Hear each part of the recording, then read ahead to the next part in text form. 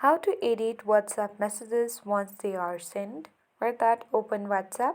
Make sure to update your app. Then open any chat where you want to edit the WhatsApp messages of.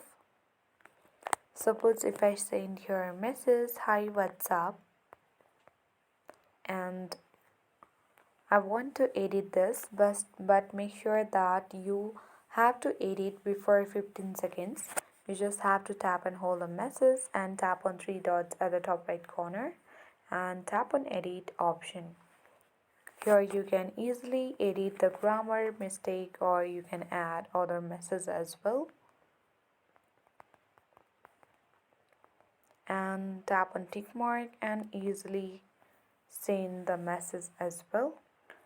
So as you can see that we have successfully edited our WhatsApp messages once they have been sent on WhatsApp.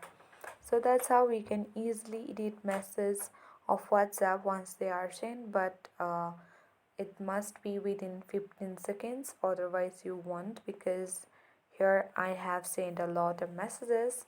When I tap and hold those messages and tap on three dots, here I don't see the option of edit, so keep in that on mind. So I hope this video was helpful. Thank you for watching and see you in the next video.